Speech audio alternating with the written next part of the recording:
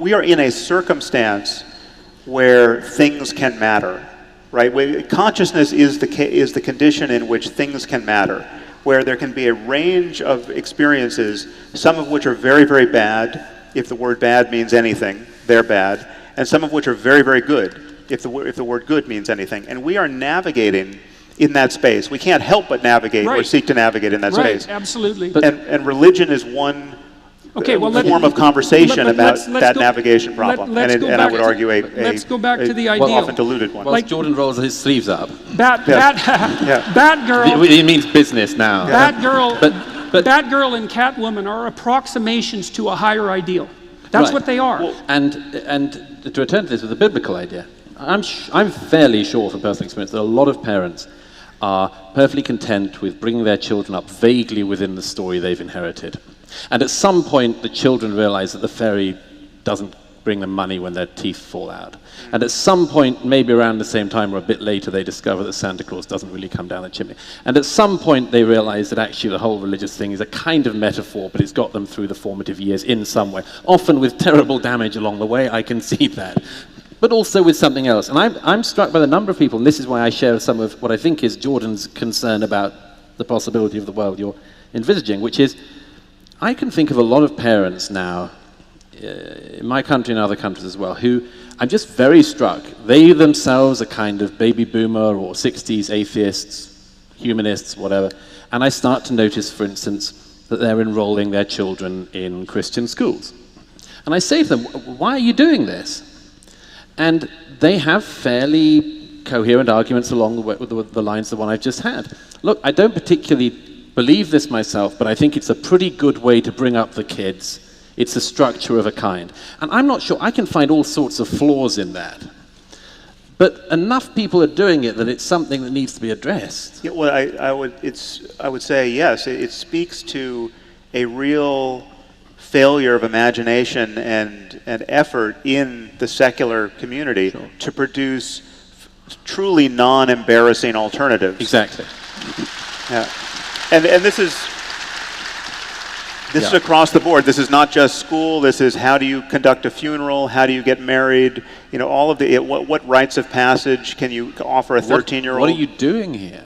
What are we doing here? Yeah. Just to be the first people in history to have absolutely no explanation for what we're doing at all.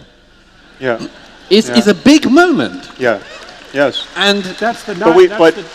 That sharpens up my concern perfectly, because to shrink back from that moment and resort to one of the pseudo stories of the past, I consider to be a failure of nerve, both intellectually and morally. So let's go back to the superhero idea. One of the things you might notice about superheroes is that some of them are actually deities, right? So in the Marvel pantheon, you have Thor, for example, and so there's a very thin line between the idea of a superhero and the idea of a god, especially if you think about it in a polytheistic manner. So the modern superheroes and the Greek gods, for example, share a tremendous number of features in common. And so here's something to think about. So there's a reason that people admire superheroes, and it's because they act out parts of the hero archetype. That's the technical reason.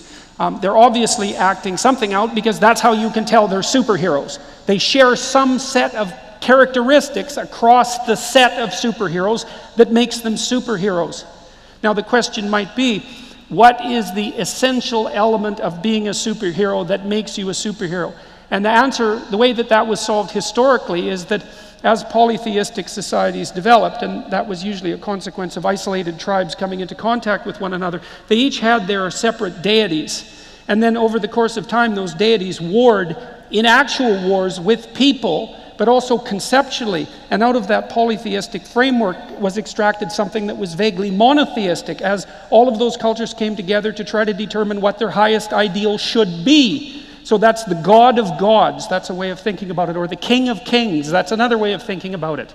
And that's an implicit ideal. Well, and you could make the case that there's nothing more... Tell that to the Hindus. You tell that to the Hindus. I mean, we've got 1.2 billion people, or maybe it's 1.4 now, who are operating in a religiously saturated system that does not conform to that ideal. There is no one on top of it all. Well, there's still associated. Arguably, there's three on top of it all, but there's still an attempt to generate that polytheistic, to integrate that polytheistic reality underneath a single rubric, or you have nothing but continual dissociation of the culture. And I'm not saying this is necessary. That's a pretty good description of what's going on in India at the moment. Well, I'm not saying that this is inevitable either. And there is a tension. The problem, this is Nietzsche's observation, and Mircea Eliade as well, the problem with extracting out the highest God from the panoply of gods is the ideal becomes so abstract that it disappears. That's the death of God. And Eliade has tracked that phenomena over multiple cultures. It's not something that's unique to the West. So the danger of that abstraction is that it gets too abstract and disappears and leaves us in the situation that Douglas just pointed out. Can I throw us back to the key, the key issue of Elton John's glass, which you came up with the other night? Because there's something I wanted to add to that. If perhaps you'd explain why I said Elton John's glass just now. Well, it came back to this question of what makes something valuable, and I used as an example in Vancouver on one of those nights. If I had a glass here, which I said was actually it was the glass that Elton John used the last time he played in this theater, suddenly it seems to be a more valuable glass. And then Jordan and I argued about just what the status of that value was. I don't know where you want to take this, but yeah.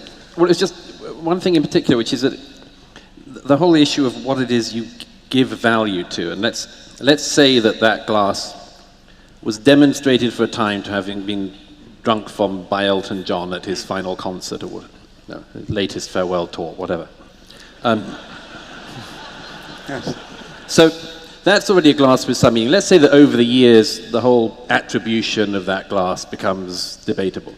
But over a long period of time, a lot of things are going to have happened around it, and to stretch this to breaking point, possibly. Let's say at some point people lose their lives over whether that is Elton John's glass or not. Well, let's say that people start to lose blood. Let's not just say that. Let's recognize that is the world we're living in with respect to other religions. So the problem is that we end up, when we're talking about religion, it's the same thing when you're talking about land. You're not just talking about any inherent worth. You're talking also about the worth of things people have given up for this. Yeah. And so we end up giving the layers of things. Well, no, it's more than that. We inherit more and more layers of the meaning because other people before us have given that meaning to it. So that by the time you have this object, it's an object of worth, even if it's of no worth in itself at all, but because of the amount of worth that people before you have given to it. And that seems to some extent what we're doing with the religion discussion. Yes.